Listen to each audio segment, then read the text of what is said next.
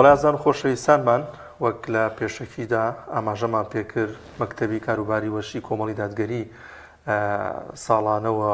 بەپێی وەرزەکانیش کۆمەڵێک چالاکی وەرشی بۆ گەنجان ئەنجام دەدات تیایدا دۆمین خولی ڕابوونی ئەنجامداوە بزانین ئامانج لەم خولە چییە و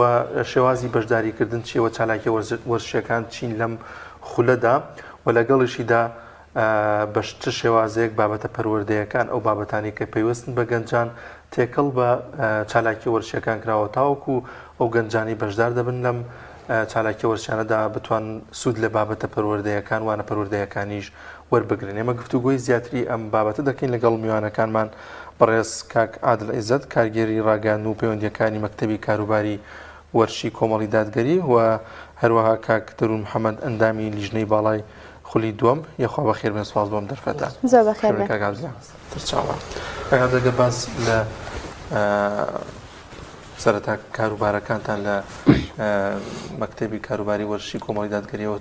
چۆنیە چالاکی وەرشیەکان کاروبارەکانتان ئەنجام دەدەن. بەناوی خۆی بەخشندە و میهرەبان سەرەتا زۆر سپاس بۆم دەرفەتە. دیارە مەکتەبی کاروباری وەرشی کۆمەڵی دادگەری کە لە 5/7/2021 بڕیاری تەشکیلکردنی مەکتەبە لە کۆمەڵی دادگەری درا خۆی بە خۆی فەراغێکی گەورەی وەرشی لە بواری باگراوندە وەرشی و پەروەردە ڕەسەنە کوردەواریە ئیسلامیەکە هەبوو کۆمەڵی دادگەری ئەم فەراغەی هەست پێ کرد و بەڕیاری تەشکیلکردنی ئەم مەکتەبەی دا و سواز بەخوا لەو کاتەوە دەستمان پێ کرد. زیاتر ئیش و چالاکیەکانی مەکتەبی کاروباری وەرشی لە بواری وەرشایە بەدەر لە وەرزشیش بابەتە پەروەردەیەکە بەڕاستی لای ئەمە گرنگێکی تایبەتی خۆی هەیە. لە کوردستاندا لەسەر دەم شار و شارۆچکەکاندا مەکتەبی کاروباری وەرشی کۆمەڵی دادگەری دەستەی کاروباری وەرشی شارەکانی هەیە لە مەڵبەندەکانە و ئێستا خەریکی کار و چالاکیەکانی خۆیەتی. زۆر باشە کاک درود ڕێنمای یاساییەکان چین بۆ ئەم خولەکە بەڕێوە ئەچێت. بەناوی خۆی گەورە سواز بۆم دەرفەتە. دیارە دووەمین ساڵە لەسەرێکە خولی ڕابوون دەکرێتەوە. پێش دەستپێکردنی خولەکە کۆمەڵێ مەرج و ڕێسا هەیە تایبەتدا بە خولەکە ئێمە خولەکەمان لە یاریگەی بچووکە بەڕێواچێ ئەو کۆمەڵە مەرج و ڕێسا و یاسانی کە لەگەڵ خولەکەی ئەگونجێ پێشەکی لەلایەن مەکتەبی کاروباری وەرشەوە قسەی لێکراوە و کۆمەڵێ خاڵی زۆردان دراوە بۆ ئەوەی خولەکە سەرکەوتو بێت. کاک عادل سەبارەت بەم خولە خولی دۆمی ڕابوون ئێوە چۆنێتی بڕیاردان لەم خولە چۆنیەوە ئەمە ساڵانەیە خود چالێکەکەدا بە شێوازەکە. خولی دووەمی ڕابوون دیارە جۆرێک لە درێژە پێدەری خولی یەکەمی ڕابوونە کە پێشتر لە ساڵانی ڕابردوو ئەنجام درا. خولی دووەمی ڕابوون لە مەکتەبی کاروباری وەرشی کۆمەڵی دادگەری بڕیاری لەسەردرا. ئەم خولەش لە نێوان سەرجەم شار و شارۆچکەکانی هەرێمی کوردستانە ئەوانەی کە بڵێن بارگای مەڵبەندیان تایە واتە لە هەموو مەڵبەندەکانی کۆمەڵی دادگەریایە. ئەم خولە پێک دێت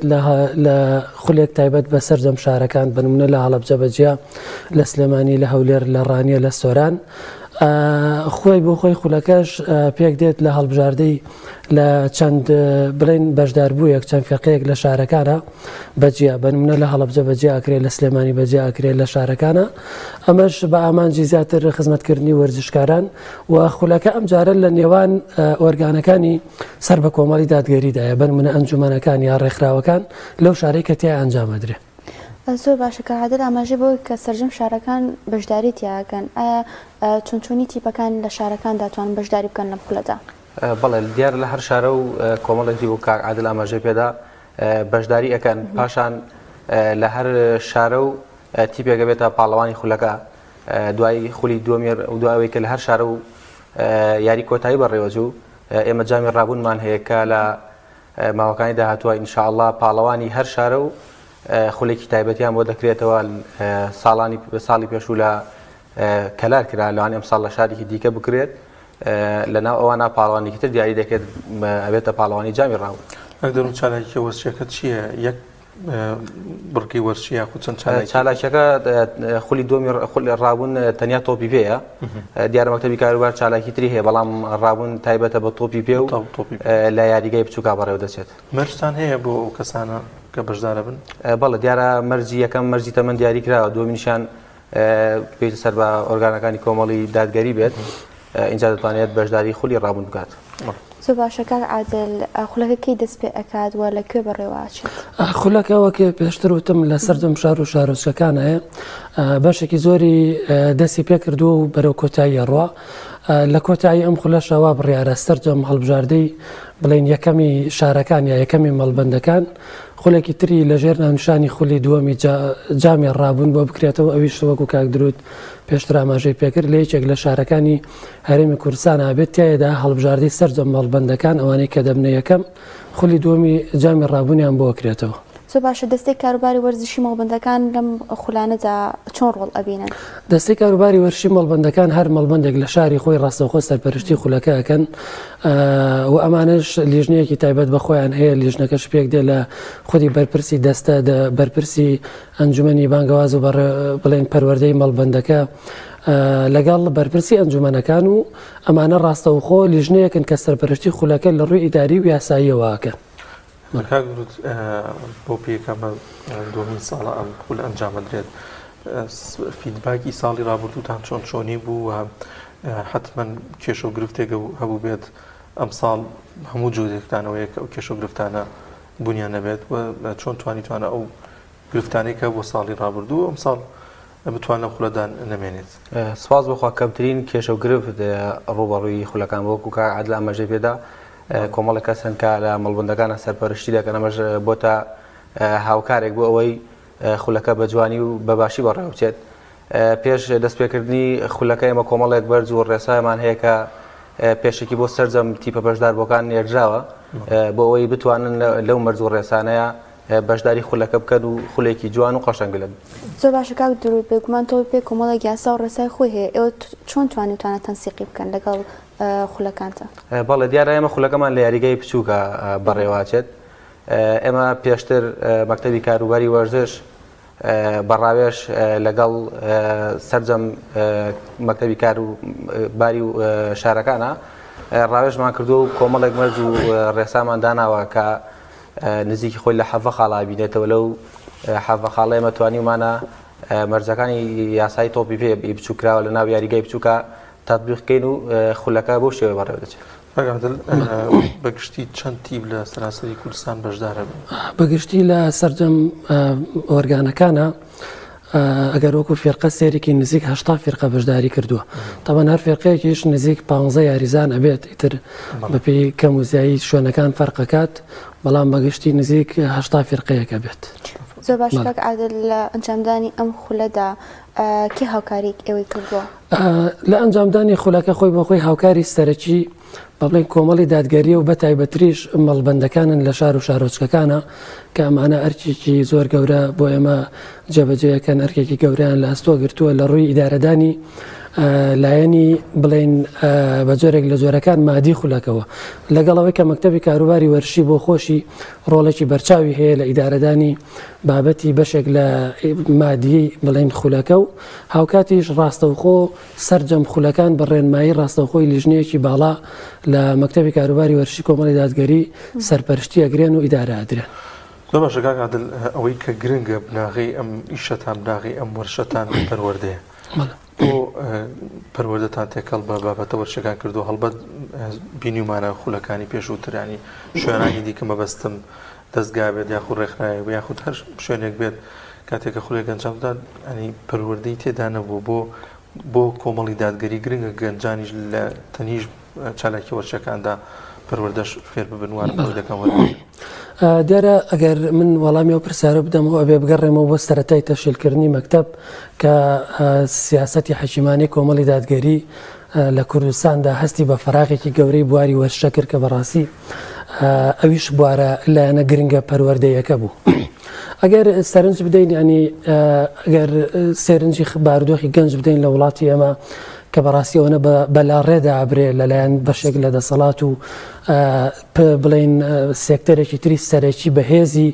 بواری ئیلحاد لە کوردستان کە لە بەهێز لە بواری ڕاگەیاندنە ئەمانە ئەگەر دیقەت بدەی گەنجان ئەوەنە بەرەو بابەتە بڵین شوێنکەوتنی نەفس و هەوە ئارەزوەکانە بن ئەوەنە بە خەمی گەنجەوە نین یا بەدەر لەوەش مادەی هۆشبەر و کۆمەڵەشتی تر لە وڵاتی ئێمە کە ئێستا بەڕاستی گەنجی پێ بەلاڕێدا دەبرێت ئێمە ئەوەمان بە دەرفەت زانی کە بەدەر لەو کەسانی کە گەنجن و ڕووەکەنە شوێنە پەروەردەیەەکانی کۆمەڵی دادگەری وەکو سنتەری با بڵێن شوێنە پەروەردەیەەکانی بەتایبەت نووری حیکمە و سەرجەمدام و دەستگاکانی کۆمەڵ ئەو گەنجانی کە لە بواری وەرشا زیاتر قاڵن بەڕاستی ئەمە بە گرنگ مازانی کە ئاور لەمانە بدرێتەوە بەدەر لە وەرزش پەروەردەیەکی ئاینی پەروەردەیەکی بەدەر لە بلایەنە وەرشەکە پەروەردەیەکی نیشتیمان پەروەری ڕەسەنی کوردی بە باگراوندێکی ئاینی بکرێن وەسواس بەخوا ئێمە ئێستا ئەگەر بەراوردیشی بکەین و بەداتا پێتان بڵێن زیاتر لە بەدەر لە بواری وەرشەی تۆپی پێ بڵێن هوەری بەرگری کۆنفۆ و کاراتی و تایکواندۆ ئەمانە لە کورسانە زیاتر لە 5,000 فێرخواز ڕاستەوخۆ لە بارگاکانی لە بڵێن سێکتەرە وەرشەکانی سەر بە کۆمەڵی دادگەریە وەرزش دەکەن و ئەمانە بەردەوام بەدەر لە وەرزش هەفتانە لانیکەم وانەیەک یا دووانی پەروەردەیان پێدرێت من بۆ وەڵامی ئەو پرسیاری جەنابوو خۆم بۆ خۆم جارێک لە یەکێک لە مەراسیمی یەکێک لە بڵێن سێکتەرە وەرشەکانی کۆمەڵا بەشداریم کرد کەسێک لەوە بوو بەرپرسێک بوو ئەم بەرپرسە هیچ ڕەبتی نە بە کۆمەڵەوە بوو هەر ئەسەن ئیسلامیش نەبوو من حەز ناکەم ناوی بێنم زۆر دەستخۆشی تایبەتی لە من و یەک دوو بەڕێزیتر کە لەوێ بوون کرد وتی وەڵاهی لەوەتی مناڵەکەی من هاتووەتە ئەم مەکتەبی وەرشەکەیەتەوە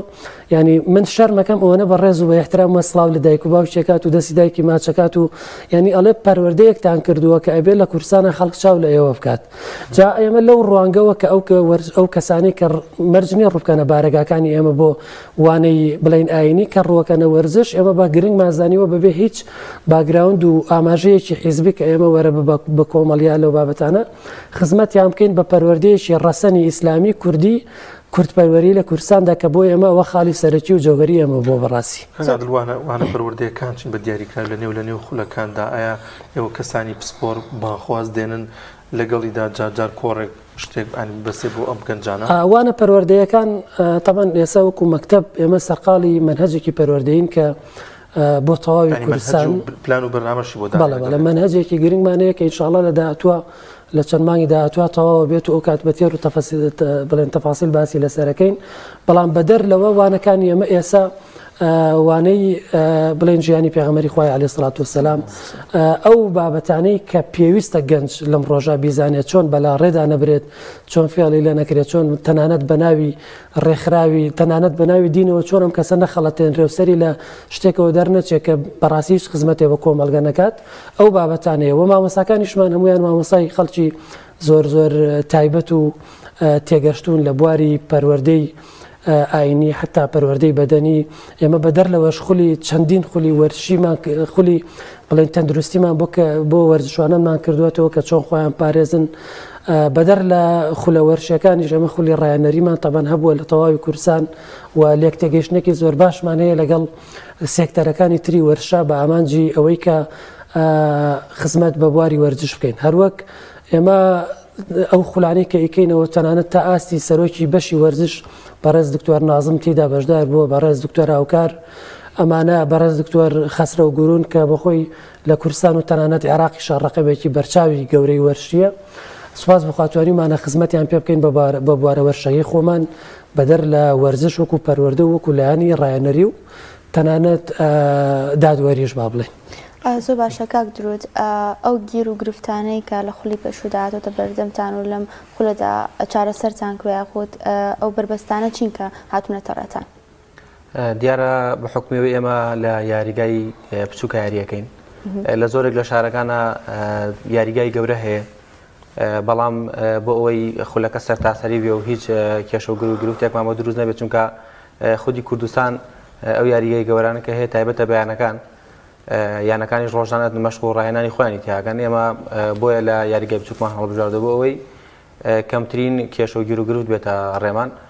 تۆزێ یاساکانی تۆپی پێ بۆ یاریگای بچوو کراوە کە لە هەندێک شار هەر ئیشی پێ ناکرێ هەرکاری پێ ناکرێ لەو ڕوانەوە زیاتر کێشەکان هەبوو کە نەبووە کێشەی گەورە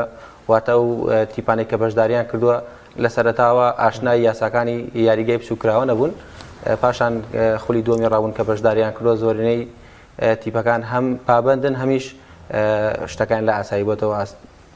ئەو پێداویستانی کە پێویست بوون بۆ خولەکە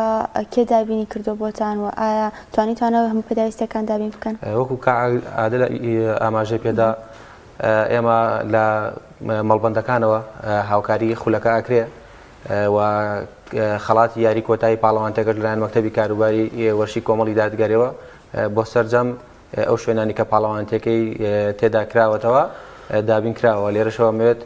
زۆر سپاسی سەرجەم ئەو داوەرانە بکەم کە لە خولەکەماندا بێ بەرامبەر لەبەر خۆشەویستیان بۆ خولی ڕاوون جامی ڕابوونیش بەڕێوابە. کاک عادل بیم لەوە کردەوە قورزنیە ئیدامەدانی ئەو هەموو وەرژەوانی بۆ منە لە ئاماژت پێکرد بەشێکی زۆر شار و شارەشەکاندایەوە ڕێگەی مەڵبەندەکان لە ڕێگەی لقی کۆمەڵی دادگەریەوە ئیدامەی بدەن و کۆی بکەنەوە و شێوازی بەشداریکردنیان و ئەنی جان بە ئیدارەکەی چۆن چۆنیە ئەنجامەدرێت. طبعا سپاس بەخوای پەروەردگار ئێستا مەکتەبی کاروباری وەرزش بڵێن بە دامەزراوەی کراوە لە سەرجەم شار و شارۆچکەکانە ئێمە لە هەر شارێکە لە هەر مەڵبەندێکە بەرپرسێکی دەستەی کاروباری وەرشی ئەو مەڵبەندەمان هەیە و ئەویش خۆی بۆ خۆی دەستەیەک لە بەردەستایەتی کە لە بڵێن لە دەستەی کاروباری وەرشی ئەنجومەنەکان و با بڵێن ڕێکخراوەکان پێک دێت. ئیدارەدانی ئەمانە ڕاستەوخۆ بە ئیدارەدانێکی مرکزی مەکتەبی کاروباری وەرش و بە ڕێنماییە کە هەمووی بە کتابی ڕسمی دابەزێتە سەر ئۆرگانەکانی کۆمەڵ و ئەوانیش لایانی جێبەجەکارن کە بەڕاستی من لە هەر لێرەوە دەمەوێت زۆر سوپاسیان بکەم زۆر بە شێوازێکی تۆکمەی و زۆر بە یاسایی ئیشەکانی ئێمە بەڕێەکەن. سوپاس بۆ خۆی پەروەردگار لەبەرەوەی کە خۆشیان بڵێن جۆرێک لە حەزیان هەیە بۆ بابەتە پەروەردەی وەرشەکەی ئێمە تا ئێستا زۆر بە باشی توانیوانە ئیدارەی شەکە بکەن و ئێمە وەکو مەکتەبی کاروباری وەرشی کۆمەڵی دادگەری متابعەیانەکەین تەمەن سەردانیانەکەین چەند مانگجارێک زۆربەی زۆری بارگەکانمان ئەگەڕێنەوە سەر لە نوێ پێش و کاریان ناچین. بەڵام سوپاس بەخوا لەبەرەوەی بە دامەزراوەی کراوە ئێستا زۆر بە باشی شەکانمان بۆ بەڕێوە ئەبرێت. جیاواز لە بابەتی کاروباری وەرشەکەتان وەزام خۆشە یاریزانی کۆنفی خۆت گەشتی بچی؟ من زۆر سپاس دەکەم تاوان یاریزانی کاراتیم سپاس بەخوای پەروەردگار توانیم پشتێنی ئەوە تاوان ئێمە کە ئیختیباری کاراتیەکەین جیاوازە لە هەر با بڵێن بە ئەیسا ڕێکلامێ بۆ ڕێکخراوەکەی خۆمان بکەم جیاوازە لە هەر سێکتەرێکی تری وەرشی کاراتی و هونەرە بەرگریەکانی تر. ئێمە ڕاستەوخۆ لێرە کەسێکمانەیە کە سەرۆکی ڕێکخراوەکەمانە مامۆستا ئاراس و مامۆستا ساحیب لە هەڵەبجە ئەمانە بڕاپێکراوی وڵاتی یابانن بە ڕسمی مۆڵەتیان پێدراوە. ئیختیبارەکانی ئێمەش ڕاستەوخۆ بە چاودێری وڵاتی یابانە. ینی ئەو ئیختیبارێک کە ئێمە لێرە ئیکەین نزیک 2 مانگی پێچێت تا بڕوانامەکەمان لە وڵاتی یابان پەسە نەکرێت و بۆمانە نێرنەوە. جا من ئەم چەند مانگەی پێشوو بڵێن بڕوانامەی پشتێن ڕەشی کاراتی وڵاتی یابان بڕوانامەیەکی نێودەوڵەتیە سپاس بەخوا بەدەستمیاناوە و بڕوانامەیەش لە هەفتەی پێشوو تقریبان گەشتەوە دەستمان لە مەراسیمێکە بە ئامادەبوونی بەڕێز دکتۆر نازم سەرۆکی پەشی وەرشی پەرست پرۆفیسۆر دکتۆر نازم زانکۆی سلێمانی و دکتۆر مامۆستا ئاراس و مامۆستا ساحیب و ئوبرایان بەڕێزانە بە مەراسیمێک بڕوانامەکەیان پێشکەش کردی. کاک عادل بیرتان لەوە نەکردوێتەوە ئەو وەرشەی کە ئاماژەت پێکرد کاراتی شتێکەڵ بە مەڵبەندی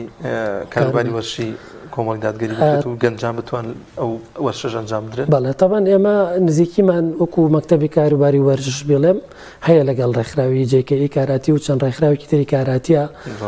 بە تایبەتیش لە بڵێن لە هەڵەبجە هەمانە لە سلێمانی نزیکێکی زۆر باشمان هەیە. هاوکات لە هەولێر ئێمە تایکواندۆمانەیە بەشی تایکواندۆی سەر بە یەکێک لە ئۆرگانەکانی مەکتەبی کاروباری وەرشی و بە تایبەت نادی جیان کە نزیکە لە ئێمە ئەمانە چەندین بڕوانامەی وڵاتی عێراق لە ئاسی یەکەم و دووەم و سێمە بەدەستیان هێناوە ینی ئاسێکی زۆر بەرزیان بڕیوە بەدەرلەوە پەیمانگای هونەری بەرگریمانەیە پەیمانگای هونەری بەرگری کۆمەڵ ئێستا یەکێک لە بەهێزترین پەیمانگاکانی سەر ئاسی یاریمی کوردستان و تەنانەت عێراقیشە زیاتر طبعا بڵێن دوو بەشن زیاتر بە هەردووچیانەوە حسێبیکەین ڕەنگە لە 1500 فێرخواستێ بپەڕێت کە لە کورسانە تا ئێستا لەو ئاستە بەرزا لە تەواوی شار و شارۆچەکانیانە بەڕاستی نەبووە. ینی ئیشێکی زۆر گەورە کراوە هەرچەندە من خۆم کاراتیم بەڵام وەسفیەوەهانی شەکەم بۆتان سپاس بەخوا زۆر لە ئاستێکی بەرزە. چۆن ئەو وەرشە لێسەدا ببوورە لە نێوان پرسیارە تۆزێک تۆز بۆستمان وەرشە چۆن گەنجانی ژەر احتیمایی پێدەن وەک تۆپی پێ زۆرێ ئاگا درودەر حەزیان لە تۆپی پێ لە گەنجانە. تاوان مامۆستا دانیار هونەری بەرگری بەعام بەدەر لە بەشەکەی خۆم کە کاراتیە لایەنێکە جۆرێک لە وەرشی زۆر تایبەتە کە مرۆڤ تێ ئەتوانێت ئەگەر من بە زمانی ڕۆژ بێڵێم ئاسوودەی تا بەدەست بێنێ یعنی زۆر جار کە تۆ ئەڵێ من کاراتیم کەسی بەرامبەر ئیتر پێی وایە کاراتی ئەنیەوەی کە هەرگەشتە هەر کەسێ مەسەلەن حاڵەتێ بەڵام وانە بڕابکە ئینسان کە ئاستێکە بڕێ لە وەرشی کاراتیە ینی هەر سەبر و تەحملی زۆر لە پێشتر زیاترە بێ ینی سبحان الله هەتا ئەو کەسە ئەگاتە ئاستی بەرزە بێتەوە تیا سێرەی نەرمونیانترە بێ ینی ئەوانەی کە یاریزانی وەرزشوانن یا هونەرە بەرگریەکانن ئەنی ئاسانترین کەسن لە کۆمەلگا کە تعاملیان لەگەڵا بکرێ اینجا جگە لەوەش گرنگێکی زۆر باشی هەیە بۆ جەستەی مرۆڤ کە تۆ لانی کەم هیچ دەبێ هەفتەی 2 ڕۆژ وەرشەکەی ئەو هەر جارێک بڵێن لانی کەم 2 ساعت و نیوی پێچێت ئەمە زۆرێک لە سەلامەتی و تەندروست بوون بە مرۆڤەدا بەڕاستی. زۆر باشە کۆتا پرسیارم بۆ کاک درود ڕێنمایەکانتان بۆ خولی دووەمی ڕابوون چی بووە لەم خولەدا؟ بەڵێ ڕێنمایەکانمان بۆ خولی دووەمی ڕابوون و کولی پێشترە ئاماژەمان پێ وەکو ئێمە وەکو لیژنەی ناوبژیوانان تایبەت بە ناوبژیوانان کۆمەڵێ ڕێنمایمان هەبووە بۆ داوارە بەڕێزەکان بۆەوەی بتوانن خولەکە بەڕێوە بەنەوەی ژیاسەکانی تۆپی پێەیە کە لە یاریگای بچووکە چۆن بەکار بێت و چۆنی مامەڵە لەگەڵ تیپەکان بکرێت تایبەتیش بە ڕاهێنەران و ئەو تیپە بەشداروانەی کە بەشداریان کردووە چۆن لە ناو یاریگای هەڵسو کەوت بکەن لە ناو یاریگایە چۆنی تەعامل هەم لەگەڵ داوەرە هەم لەگەڵ سەرپەرشتیارانی خولە هەم لەگەڵ ئەو کەسانەی کە لە دەرەوە هاندەرن و تەماشای یاریەکەکەن کۆمەڵێک ئەتوانم بڵێ بە زنجیرە ڕێنمایی بۆ سەرجەمتی بە بەشداربووەکان نێراوە کە ڕێنمایەکی زۆرە یانێ ساگەر لێرە ئاماژەی پێ بە نزیکی 40 خاڵێکە بێت بۆ ئەوەی خولەکەمان بە جوانترین شێواز و بەڕێک و بێکترین شێواز بەڕێوەچێ. زۆر شەکە کۆتا پرسیار و دەرفەتیشمان هیچ نەماوە بەدەر لە کۆمەڵی دادگەری ئەگەر کۆمپانیایەک لایەنێ سەپۆرتان بکەن دەتوانن کار و چالاکیەکانتان گەورەتر بکەن و زیاتر خزمەت بە گەنجان بکەن. بێگومان بەشێک لە گرفتە سەرەکیەکانی ئێمە بابەتی مادیە بەڕاستی کە بە ناڕەحەت ئەتوانین ئیداری ئیشەکانمان بدەین چەند جاریش داوامان کردو و هاوکاریش کراوین بە تایبەت لە کاتی خەڵاتەکانە چەند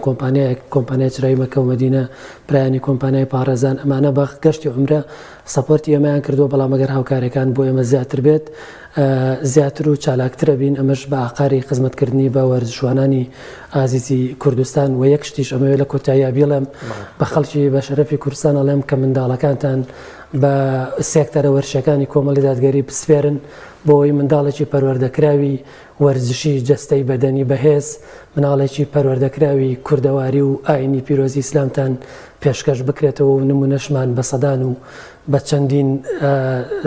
بە زۆر لەوە زیاترە لە کورسان کە ئێستا ئەلحەمدولیلا دایک و باوکان بەرەمەکانیان بینیوەتەوە. زۆر سپاس بۆ عادل عیزەت کارگێڕی ڕاگەاندن و پەیوەندیەکانی مەکتەبی کاروباری وەرزشی کۆمەڵی دادگەری و دەرون محەممەد ئەندامی لیژنەی باڵای خولی دوم زۆر سپاسدانەکەی